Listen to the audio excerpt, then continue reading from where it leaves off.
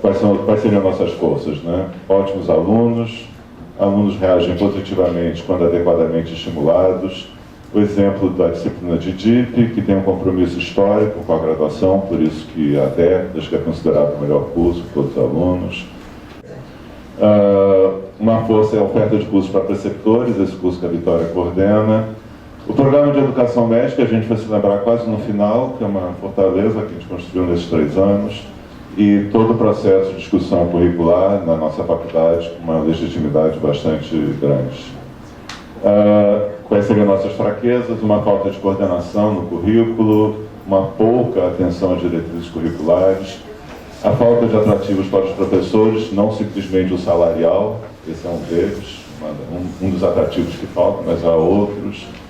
E uma fraqueza que a gente constatou ontem, depois a gente vai corrigir isso, que haveria uma repetição das mesmas constatações do seminário de 2008, né? A primeira prospecção não foi de 2002, mas em relação ao de 2008. Uma baixa governança da direção da faculdade, uma distância do curso da realidade do SUS e distância dos docentes das atividades assistenciais. As atividades assistenciais praticamente nas mãos dos técnicos administrativos, nada contra, mas por que os docentes também não participam disso? As ameaças, uma má gestão, uma gestão ruim da universidade, baixos salários, a grave crise do HU, da falta de estrutura, desvalorização da graduação frente à pós-graduação e um membro do grupo que fez questão que entrasse o SUS também como uma ameaça. Enfim, o grupo é democrático, manteve isso. Oportunidades. A crise do HU pode ser uma oportunidade para elaborar novos caminhos, né? Colocar em palavras, eu disse uma pessoa, colocar em palavras o que se sentia naquele momento, servir como passo para a transformação. Havia uma pressão tanto interna quanto externa para diversificar os cenários de prática e a Faculdade de Medicina tendo uma legitimidade para negociar com o SUS, né? Toda a sua história, sua importância. Ainda ontem, estratégias que foram pensadas. Uma importante a presença do professor titular, uma discussão quanto que exatamente é hierarquia, o que é liderança, ficou apenas aí como um tópico, mas que é importante ter um professor titular comprometido com a graduação. Construir ferramentas de avaliação permanente do docente, do aluno, do próprio currículo e registrar resultados na Faculdade de Medicina para reavaliar perspectivas de trabalho. Um treinamento e capacitação para mudanças e pactuar carga horária mínima de docente na graduação. Também, novamente, o mesmo componente do grupo, estratégia, sobrevivência sem o SUS. Entrou. Formar profissionais para assistência, criar espaço para discussão pedagógica. Além disso, outros pontos levantados durante a discussão. O problema central, desvalorização da graduação, falta de estímulo do corpo docente, afastamento do corpo docente do curso médico, desculpa, é que está grande aqui, resultado esperado, questionamento sobre a autoridade do professor, as questões conceituais do que exatamente é autonomia e o que é hierarquia, se há uma autonomia excessiva ou não do professor, até que ponto o professor deve responder a alguma diretriz geral do curso, resguardada a sua capacidade de manter a sua disciplina com grau de autonomia razoável. Resultado esperado do seminário, um trabalho centrado no aluno e focado na qualidade, aproveitar o momento de crise para expressar os sentimentos do grupo em relação à graduação, definir estratégias para concretizar a visão e missão da Faculdade de Medicina. Esse é um ponto importante. Tá? Prática essencial como objetivo principal da formação do aluno, o cuidar. Então, instrumentalizar o aluno para gerir o próprio conhecimento para a resolução do problema do paciente.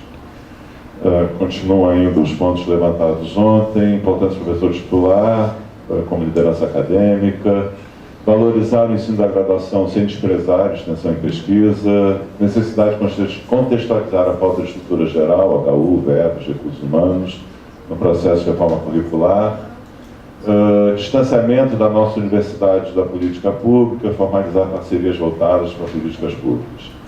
falta de diálogo dos docentes com os técnicos administrativos que exercem funções de ensino, compartilhar de modo uniforme entre os docentes os objetivos de aprendizado de cada ciclo da formação do aluno.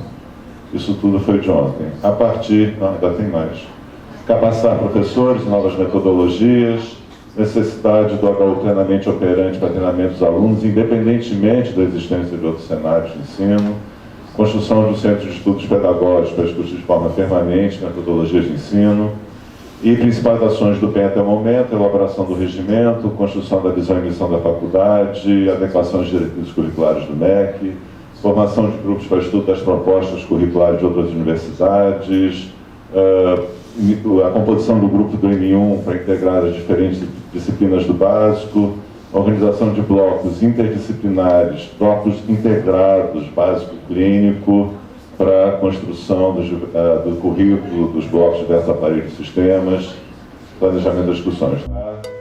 Que estratégias utilizar para tentar chegar a esses objetivos? E garantindo cenários necessários para a aprendizagem. Criar núcleo docente estruturante, com espaço e tempo para a tutoria de alunos pelos docentes. Criar uma comissão para pensar o novo HU.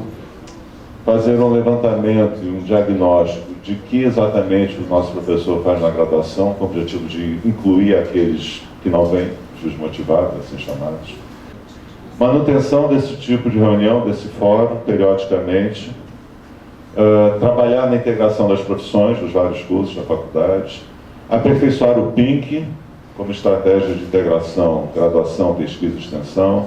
Estimular a participação discente. Havia 3 alunos hoje no grupo. Ontem, da medicina, do curso de medicina, eu digo. Ontem havia alunos da TO, da Físio e da FOM.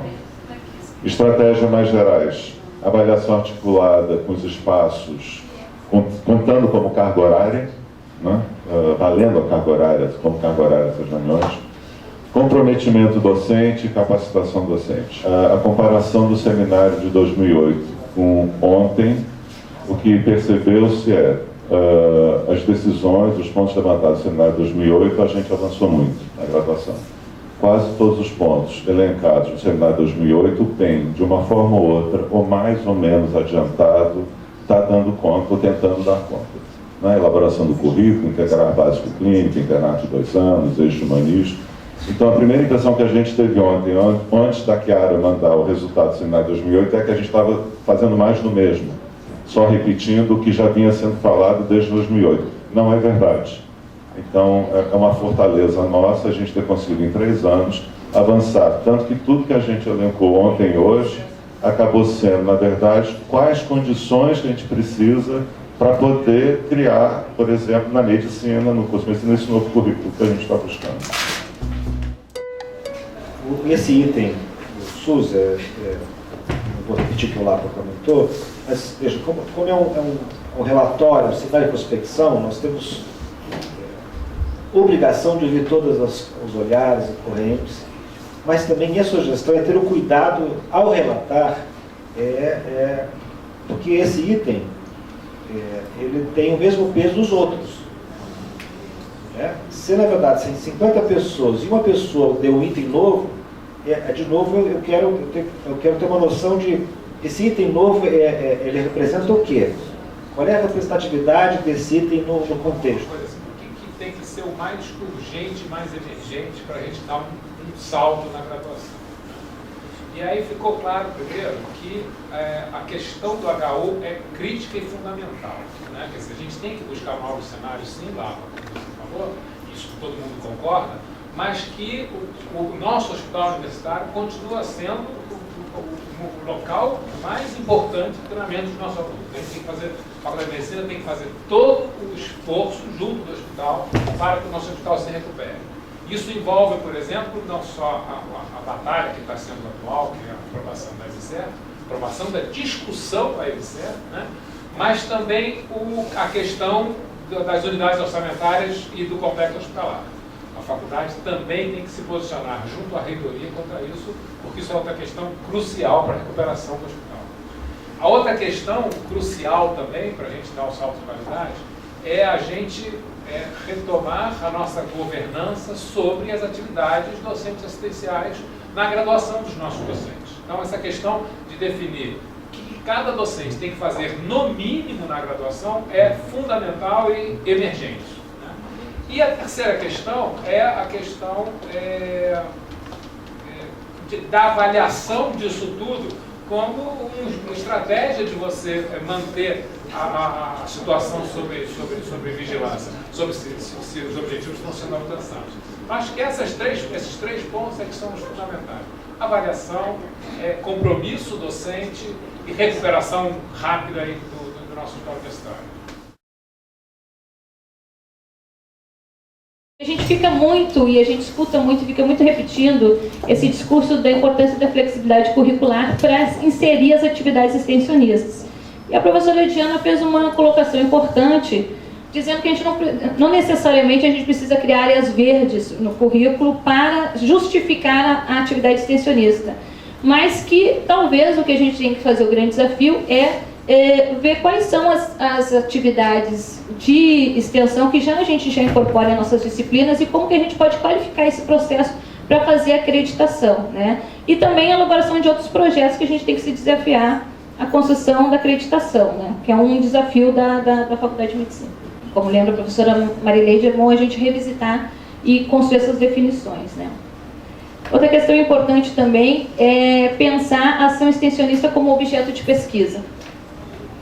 Então, geralmente, há muitos projetos de extensão que fazem a sua avaliação final dos seus resultados. Então, isso já gera um objeto de pesquisa. Mas como que as ações extensionistas também podem ser objeto de pesquisa, né, da pós-graduação, de dissertações e teses, né?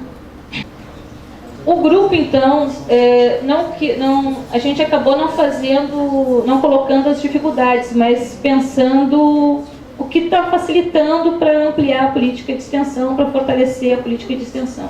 Então, a gente relembra aí as legislações e os fomentos, né? Então, tem aí a Constituição Brasileira, a legislação do MEC, as diretrizes curriculares, o Plano Nacional de Educação, o Plano Nacional de Extensão, a criação de políticas de extensão da UFRJ, né? A partir de 2006. A extensão e pesquisa contemplada de forma indissociadas em órgãos de fomento, a FAPESG, a CNPq, que vem abrindo editais onde a extensão e a pesquisa têm que estar juntos.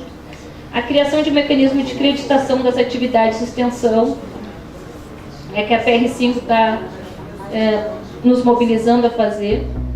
Nesta instituição, a avaliação, né, tem que ser da formação do aluno, né, e do compromisso social da instituição. Não. Então, essa é a ideia, de que fica mais claro se a gente tiver claro um direcionamento de compromisso institucional.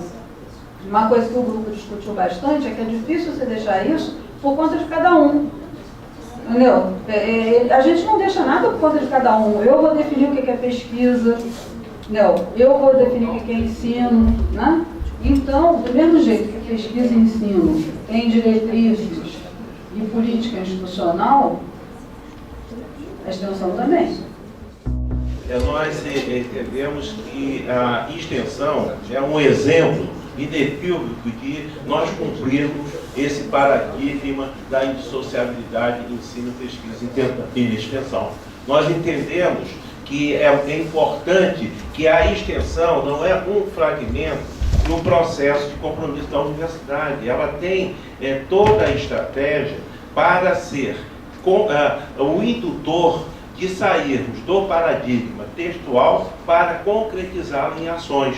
Então, por isso que quando nós entendemos que o objetivo desse seminário, quando foi realizado o pré-seminário, foi a identificação de problemas no primeiro grupo, na reunião pré-seminário, trouxemos a esse grupo, e esse grupo agregou algumas situações, e a partir daí nós julgamos que já temos uma estratégia de trabalhar, né, junto com, existe a comissão de extensão, trabalha com um núcleo, com uma visão interdisciplinar, com a participação dos representantes dos 4 cursos e da Faculdade de Medicina. Vamos textualizar esses itens aqui, criar um texto, levar à aprovação da comissão de extensão e apresentar, então, às instâncias superiores para poder desenvolver. Essas interrogações, nós achamos que a questão da legislação é bem clara de algumas situações do nosso compromisso. O professor Afrânio, ele pergunta se PET e o ProSaúde representam uma atividade de extensão. A gente poderia que sim, porque existe na universidade, existe tópicos nos criadores que ele tem um perfil sim, um momento extensionista. Então, na realidade, nós entendemos que a atividade de extensão, ela faz um elo, lá eu formo o profissional, a qualidade profissional, e o importante que a gente tem que ter, que extensão tem um eixo bem definido, é a capacidade dialógica com a sociedade. Nessa caracterização que é uma extensão, pensando na pergunta inicial do Lapa, na resposta da Diana, assistência é extensão, eu queria que a gente trouxesse para essa discussão a diversidade dos campos de assistência. Porque aí eu tenho dúvida, por exemplo, se o que a gente faz na fonoaudiologia em assistência não é extensão. A gente tem um paciente com que a gente fica com ele 6 meses, 1 ano, 1 ano e meio. Não, entendi, mas assim, porque eu acho que porque quando a gente pensa em assistência, a gente tem que pensar na diversidade da assistência nas diversas áreas da saúde. Eu só queria trazer isso, porque eu acho que é uma coisa que a gente tem que considerar, que é muito diverso o tipo de assistência que a fonoaudiologia faz para o paciente durante 6 meses, 1 ano, e a assistência que o médico faz no atendimento de 10, 15, 20 minutos, meia hora. Existem várias modalidades, como a Maria Lito bem colocou, né, de extensão. A extensão que é mais acadêmica, aquela que é mais assistencial e etc. Mas pensando assim numa maneira geral de tentar fazer entender o que seria extensão, diferente somente do ensino, na extensão você tem que ter o aluno que está ali aprendendo, então você tem o ensino caracterizado pelo tutor, professor, lá o que seja, e o aluno no processo de aprendizagem. Você tem alguma coisa em cima de pesquisa, porque você não pode entender, você fazer uma interferência no meio ambiente, em cima de uma pessoa ou de um grupo, e você não se responsabilizar pelos atos que você tem ali, portanto você vai ter que, pelo menos, avaliar o seu impacto, avaliar a sua ação ali, se ela foi proveitosa, se ela não foi, como é. Então se tem alguma coisa que resulta em dados de uma pesquisa, que não é uma pesquisa, não precisa necessariamente ser formal, mas é um processo de interrogação, de conhecimento, né? E você tem o que é o mais importante que vai diferenciar, que é a comunidade participando. Então, quando ela cita ali o leito, o aluno no leito, onde está a participação desse indivíduo que está ali, trocando com aquele médico ou com aquele aluno da medicina sobre a sua doença? Não é isso que acontece, que a gente vê no hospital. O que é? A pessoa vai ali, faz os procedimentos que tem que fazer, anota tudo no prontuário. Então, assistência por assistência não é extensão. Mas eu queria dar um exemplo de uma proposta que a gente construiu no curso de terapia ocupacional, que acho que pode ilustrar e pode ser convidativo também aos outros cursos, né? Eu sou professora de uma disciplina chamada Educação Popular e Saúde. E não existe uma prática de educação popular e saúde se você não vai fazer ela justamente no território. Seria contra o próprio conceito da proposta, né, freiriana. Então a gente construiu um projeto de extensão que não tem a ver com a disciplina, mas ele está linkado à disciplina, onde a gente tem 2 bolsistas. Nós vamos iniciar esse processo agora, né? Então vamos iniciar o projeto, então isso tem um tempo ainda de amadurecimento, de relação com a comunidade, de ver as demandas. A gente já tem uma demanda específica para trabalhar, que é a questão da sexualidade dos adolescentes. Mas os alunos da disciplina, esse projeto vai acontecer, tem 2 bolsistas, né? Ele vai acontecendo. E os alunos da disciplina de Educação Popular e Saúde vão ter uma base territorial de um projeto que já acontece, que vai oferecer demandas para a disciplina, onde os alunos na disciplina têm lá 30 horas de atividade prática. Então eles vão ter um lugar com já uma demanda para desenvolver projetos com aquela comunidade. Então essas 30 horas de atividade prática da disciplina é o que a gente não acredita ainda, a gente não consegue acreditar. É uma questão que a professora Diana está nos colocando. Então, às vezes, não é a discussão da flexibilidade curricular, que é importante. A gente não precisa dela para fazer extensão e acreditação. Então, essas 30 horas a gente vai poder acreditar e realizar, de fato, ela na prática em algo que já está acontecendo, né? E o próprio projeto de extensão de Educação Popular e Saúde, ele vai servir para o curso de terapia ocupacional e vai servir para os outros cursos também, porque a gente tem a disciplina, por exemplo, de teoria social, que pode chegar lá e desenvolver, dentro do projeto de extensão, uma atividade prática em cima da demanda do que a gente está vivendo dentro da realidade da comunidade. Mais ou menos por aí que a gente pode estar construindo um pouco isso que a Ângela voltou a reafirmar. Mas era isso, acho que a gente termina aqui. Agilizar a atividade do CEP, que foi proposto. Seu projeto é de docente, pesquisador ou discente da Faculdade de Medicina HU, porque o CEP é da Faculdade de Medicina e do HU, para quem não sabe, deve ser priorizado para análise, porque o nosso CEP ele atende várias instituições da UFRJ ou fora dela, e nós estamos propondo que os projetos das nossas instituições sejam priorizados. Item 2. Participação no CEP deve ser incluída como indicador positivo na avaliação de progressão funcional do docente ou mesmo do técnico. Nesse sentido, a carga horária despendida pelo técnico e docente seja considerada, computada como um exercício importante para a sua função, que foi relatado que alguns técnicos não são liberados das suas chefias para participar do CEP. E o último item, em resposta à crise e às críticas, que no CEP do nosso Faculdade HU tem poucos pesquisadores com experiência, o que dificulta muitas análises, retarda o resultado. Nós perdemos vários projetos internacionais por isso. A ideia é que, no intuito de aumentar a presença de pesquisadores ativos, com experiência em pesquisa, com método, né, é proposto que os departamentos indiquem pesquisadores dos programas de pós-graduação a cada 2 anos. Cada departamento, que é uma forma de você ter mais pesquisadores dentro do CEP, e aí nós diminuiremos a queixa constante dos pesquisadores que o CEP não funciona. Definir a divisão de recursos oriundos, isso são itens que foram discutidos em 2008, no primeiro seminário. Né?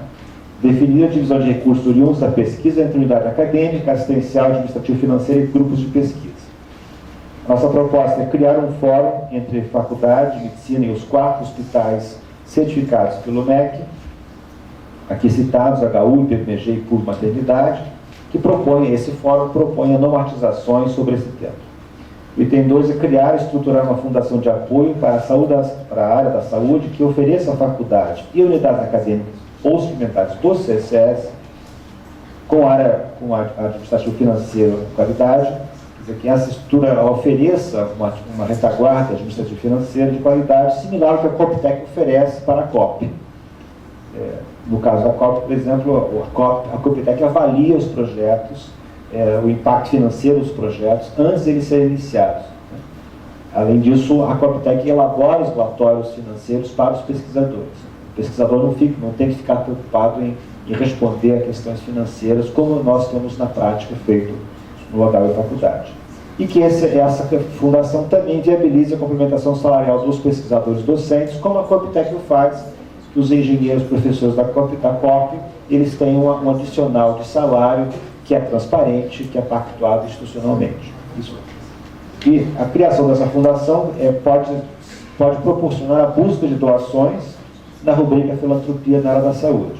O item 4, que tem a ver com o item 2, é de estimular a transparência no uso de recursos da pesquisa pelos docentes, pesquisadores e pelas instituições responsáveis pela execução do projeto, seguindo as resoluções do consórcio. Terceiro, induzir a realização de pós-doutoramento para temas considerados relevantes e que auxiliem a faculdade a cumprir a sua missão, agora definida. Mas sem imposição. Quer dizer, é o trade-off, desculpa em inglês, você não atrapalhar a liberdade acadêmica, mas ao mesmo tempo você ter uma política institucional. Bom, agora são itens novos, né, que já deixamos o seminário 2008, agora são itens novos. Inovação tecnológica, já em resposta ao plano da CAPES de 2011 a 2020. O item 1. Desenvolvimento de um plano diretor de pesquisa da faculdade em conjunto com as unidades acadêmicas. A proposta foi estabelecer um plano de trabalho conjunto de docentes, discentes e técnicos da faculdade com as unidades acadêmicas do básico, hospitalares, para elaborar um plano diretor com ênfase no desenvolvimento, avaliação e incorporação de novas tecnologias na área de ciências da vida. Na verdade, é aquela plataforma que conversamos ontem. Você discutir desde que mexe com molécula para novos fármacos, até esse medicamento no SUS. Qual é o impacto, o acesso, se impactou na mortalidade, foi incorporado ou não pelo SUS. É uma parte de pensar em plataforma. 2, nos programas de pós-graduação da faculdade, priorizar o desenvolvimento de projetos de pesquisa de mestrado, doutorado e pós-doutorado na área de inovação e cooperação tecnológica. Isso não acontece atualmente na pós-graduação. É você reorientar as nossas dissertações de mestrado e doutorado, quanto possível, para esse foco que é uma prioridade para cá. 3, criar um programa de inovação em saúde na Faculdade de Medicina que auxilie e promova a indução das atividades de inovação tecnológica nos programas de pós-graduação estrito sensu, lato sensu e extensão, e otimize a interação com a Agência de Inovação da UFRJ, que ela existe desde 2008, e outras instituições congêneres no Brasil e no exterior, por exemplo, o DECIT, o BNDES, o Ministério da Tecnologia, etc, etc. Retomar a divulgação pelo Sigma das vagas disponíveis em cada projeto, colocar na internet os resultados da avaliação discente sobre a participação em um determinado projeto, de forma que outros alunos pudessem avaliar se vale a pena ou não participar daquele projeto, né? Como é que é o desempenho do próprio orientador, né? Se é interessante ou não. E uma coisa que me parece que talvez tenha a ver até com a participação das atividades na extensão e na iniciação científica. É difícil você manter o aluno num determinado projeto. Num semestre ele tem um horário livre, um pequeno horário livre num determinado horário da semana. No semestre seguinte muda. E se nós tivéssemos como abonar até um certo limite a ausência em outras atividades curriculares de alunos que estivessem participando dos projetos, talvez nós tivéssemos maior flexibilidade e permitíssemos uma maior participação dos alunos nesses projetos e que eles se beneficiassem na sua formação da participação nesses projetos. A coisa é um pouco fragmentada e isso tem inibido a participação dos alunos na iniciação científica. Em algumas áreas, alunos da medicina nem são aceitos para a iniciação científica, na área básica. Eles começaram a não aceitar alunos por causa da dificuldade de incluí-los nos projetos. Melhorar o suporte oferecido aos programas de pós-graduação. Então, considerar a possibilidade de centralizar a estrutura das secretarias e de aumentar o número de servidores técnicos administrativos que dão suporte à pós-graduação. E, por fim, contratar docentes com perfil para atuação em pós-graduação em áreas que são mais carentes e que são prioritárias para a Faculdade de Medicina. Vou até mais, nas áreas em que a gente identificar uma necessidade premente de renovação do corpo docente que atua na pós-graduação. Essa renovação, isso é um item que tem me preocupado. Me parece que a renovação é baixa. A impressão que eu tenho, e é diferente da que eu tinha anteriormente, olhando a composição dos corpos docentes, é que a renovação que nós temos é baixa. Eu queria que esmiuçasse mais a integração com a graduação.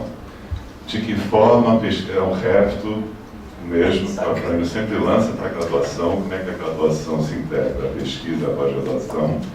Eu sei, vocês falaram da inovação tecnológica, dos novos cenários, do SUS, da missão da faculdade. Agora, me faltou, eu acho, para mim pelo menos faltou, em que, por exemplo, a pesquisa poderia contribuir, por exemplo, no próprio processo do PEN, né, de fundamentação, de aprimoramento dos nossos próprios docentes, para tocar para frente esse nosso novo currículo. Quando nós propusemos, eu até comentei hoje de manhã para vocês, a criação de uma disciplina que discuta inovação e cooperação tecnológica, seja na graduação ou na pós, e a inovação tecnológica não é medicamento apenas, não é equipamento apenas, não é novos testes diagnósticos, é também gestão, é método de trabalho, é tipo de método de ensino. Isso seguindo a lógica, a formulação que o Emerson usa, né? Leve, isso que a gente colocou, leve, dura e dura. Então, quando a gente está propondo a avaliação de inovação tecnológica na faculdade, graduação e pós, isso a gente entendeu que você está também interferindo, participando, melhor dizendo, da revisão do que vocês estão propondo na graduação. Que isso, na área da saúde, é uma confusão entre monitoramento, avaliação e pesquisa operacional, que hoje está na moda, é outro tema, Implementation Research. Quer dizer, a inovação ela tá entre esses dois mundos, né? E a gente tem uma grande oportunidade por meio da inovação, você fazer o elo com a extensão, fazer o elo com a pós-graduação, com o Parque Industrial Saúde, quer dizer, e aí sim exercer um protagonismo de sociedades biomédicas, revisão de diretrizes, etc. Porque isso nós não temos docentes da Faculdade de Medicina capacitados para orientar aos alunos qual tecnologia eles têm que incorporar hoje. Não tem. Isso é um problema nosso, não é nosso, não é de todas as faculdades de medicina que eu entenda. O próprio Fábio comentou ontem aqui, o Fábio foi muito claro na apresentação. Então é um investimento enorme, mas isso proporcionará à faculdade, daqui a 3, 5 anos, um grande, eu acho, um grande salto de qualidade, e aí sim exercer protagonismo com outras faculdades que também, com certeza, estão fazendo isso, como o caso do Unicamp. O Unicamp já faz há mais tempo, acho que a USP está fazendo agora, etc. Eu gostaria de compreender melhor em que esse abono de atividades poderia ser bom para os alunos de graduação, uma vez que já existe o programa MD-PhD. Porque eu não conheço uma avaliação do programa MD-PhD, por que está se sugerindo uma outra alternativa? Deve haver razões as quais eu não conheço. Então, essa é uma primeira questão para poder avaliar o impacto sobre a formação do aluno de graduação e ver a adequação dessa ideia. Outra dúvida que eu tive em relação à questão das relações internacionais.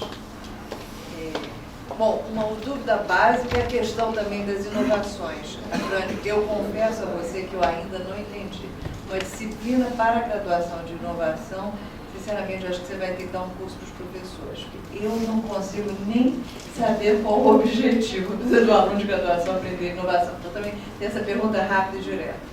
A terceiro ponto, comissões de relação internacional, a qual eu até pertenço junto com a professora Alva e o professor Juan em relação à graduação, o que a medicina tem uma especificidade enorme em relação ao intercâmbio internacional, mas sem dúvida nenhuma há uma política governamental que não, a CAP Sem Fronteira, não foi explicitado, mas enfim, todos sabem, que implementa importantemente o intercâmbio internacional. Então isso realmente, a faculdade é uma coisa que me parece bastante relevante e urgente, que se rearticule, que se reorganize, né?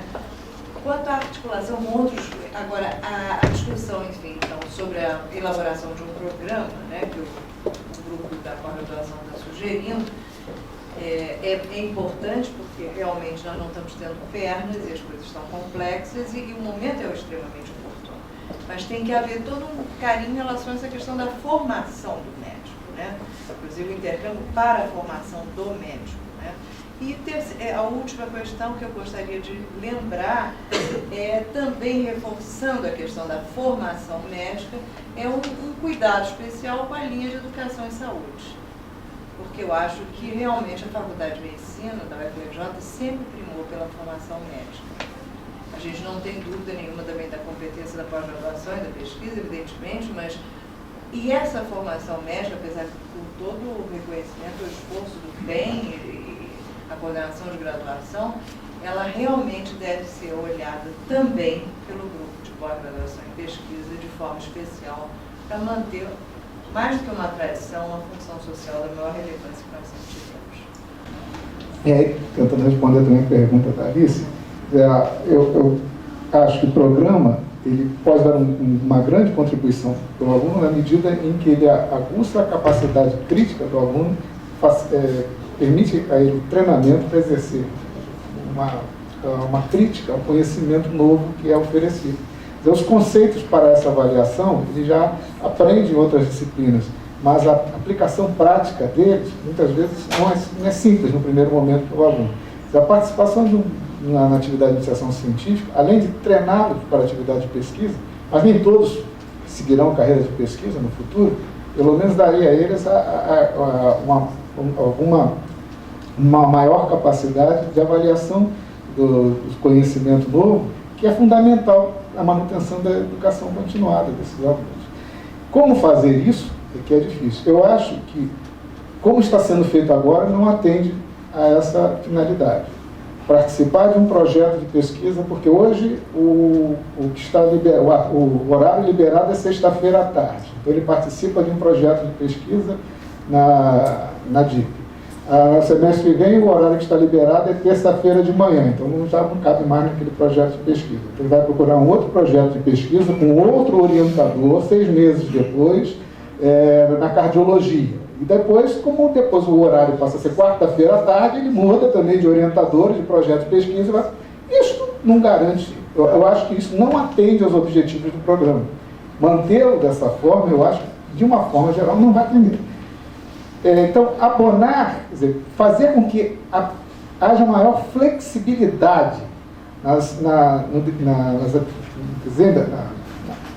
grade curricular, não só na grade, mas uma maior flexibilidade em relação à exigência de presença nas atividades curriculares, de forma que ele possa participar efetivamente desses projetos, não só de iniciação científica, como da extensão, eu acho que possibilitaria uma atividade mais continuada dentro do mesmo projeto, um maior intercâmbio com o seu orientador, e eu acho que isso seria benéfico. O programa MT-PhD, ele é um programa que, por natureza, ele é pequeno, direcionado para poucos alunos, que na verdade são exceção, alunos que têm alta vocação para pesquisa, que se identifica desde cedo alta vocação para pesquisa, que eles seguem uma trilha de formação diferente. Não se espera que esse programa seja abrangente como um programa de iniciação científica. Ele tem dado bons resultados. Eu não sei o número de alunos que foram formados. 3 por ano que a gente recebe. 3 por ano. Então, 3 alunos por ano, portanto não dá para discutir MT-PhD para mais. Muito pouco o tamanho que é. É porque eu nunca mais ouvi falar. Então, Agora, posso fazer uma perguntinha muito simples, operacional? Se a área verde, se a área verde, pela primeira vez, vejo uma razão, e está fazendo a reforma curricular, de constituir uma área verde comum aos vários períodos. Quer dizer, em vez de saltitar de terça de manhã para sexta à tarde para quarta, de repente, pode ser que seja possível que toda quarta-feira de manhã, estou dando um exemplo aleatório, toda terça-feira de manhã, o aluno possa dedicar ou a uma monitoria ou a uma iniciação científica. Enfim, as famosas áreas verdes, que sempre lembra a professora Vera Alfon, que afinal de contas tão duramente se esforçou para a priori. De repente pode haver uma estabilidade. eu acho que essa pode ser uma ação, mas eu acho que elas não se excluem mutuamente. Eu acho que ainda assim, se nós pudéssemos garantir algum abono, uma flexibilização na questão da cobrança de horário em atividades curriculares regulares, ou tradicionais, melhor dizendo, eu acho que isso beneficiaria a participação no projeto. Porque mesmo assim, sabendo que é quarta-feira de manhã que nós recebemos os alunos da iniciação científica, já é uma melhora, mas eu acho que não atenderia completamente os objetivos. E só para terminar, a questão da renovação de docentes, que o professor Paulo falou, eu acho que essa deve ser uma preocupação nossa. A ideia geral é de que há uma grande expansão de professores que atuam na pós-graduação, que nós temos um corpo docente muito bem consolidado. Na verdade temos, mas se nós olharmos a faixa etária dos nossos principais pesquisadores, ela já é alta. E não tem havido a devida, ou na medida que seria esperada, uma renovação desses quadros. Quando nós olhamos os nossos pesquisadores de alto desempenho, que são pesquisadores com bolsa de produtividade do CNPq, a faixa etária já é mais elevada, os principais pesquisadores. Então, isso realmente preocupa. Sobre a questão da inovação, incorporação, isso é a ATS, a Avaliação de Tecnologia em Saúde, que é um braço enorme, importantíssimo hoje do Ministério da Saúde. Por exemplo, o que você comentou, você acabou de elogiar o movimento liderado pela Vera, que já foi embora, foi ver o netinho.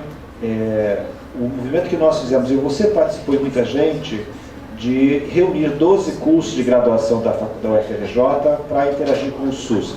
Isso é uma inovação tecnológica. Quem vai avaliar isso? Quais são os métodos de avaliação? A outra, o município do Rio está, a prioridade hoje é a atenção primária por meio de quê? De OS. Então hoje há um movimento enorme no município do Rio de privatizar. É uma privatização também de processos, por meio de organizações sociais. Né? Fora as ideologias à parte, nós temos obrigação, academicamente, de avaliar com o gestor. E isso está pactuado com eles. Nós só entramos no PET Saúde Pro Saúde porque o gestor concordou que nós façamos isso. E para fazer isso tem que ter quadros, isso tem que ter uma massa crítica na medicina e em outras unidades acadêmicas que possam, em nome do FRJ, de fato avaliar. Nós não temos na medicina isso. Esse grupo, isso é abordado eventualmente, a Diana que me corrija, ou a própria Ivani, isso é abordado de alguma forma que trabalha com saúde coletiva ou saúde pública, né? Mas meu viés, a Frânio, nosso viés, é uma ponte com o olhar clínico. Aí por meio por exemplo, a sociedade nossa, eu do LAPA, de pneumologia, faz uma diretriz nova de novos medicamentos para asma brônquia, que era dele, ou para tuberculose, ou para DPOC. Se você for ver, quando você muda a diretriz, você incorporou. O Ministério da Saúde é obrigado a comprar aquilo, e aí tem a judicialização do processo. Quer dizer, entendeu? Comprou. Aí o juiz vai obrigar o SUS a comprar aquilo. E quem é que diz que aquilo é bom? A academia não participou disso. Então, chamar-se academia, e para isso ela tem que ter quadros, ela tem que estar estudando, revendo esse processo de uma forma ativa. Essa é a proposta. Mas o quanto isso poderia ser interessante de pensar essa disciplina, então, de inovação tecnológica, trazer para dentro da graduação que se produz na pós, né? Com plataforma de formação também, né? E o quanto seria interessante pensar isso com a possibilidade de agregar a essa disciplina os 4 cursos da Faculdade de Medicina, né? Assim, eu acho que seria interessante não só pensar a área verde, talvez, no sentido dos períodos, mas pensar em algumas áreas de verde que pudesse trazer flexibilização curricular entre os 4 cursos de graduação. Eu acho que essa disciplina ofereceria bastante oportunidade para isso. A proposta é a seguinte: nós vamos formalizar os relatórios, vamos encaminhar os relatórios a todos os departamentos e às coordenações de curso, para que eles discutam, apresentem críticas e sugestões, para, num prazo que eu espero ser bem curto, avalio de no máximo 3 meses, marcarmos uma reunião da nossa congregação para a aprovação, aí sim a aprovação e execução sob a forma de resoluções do que nós deliberamos hoje. Muito obrigado.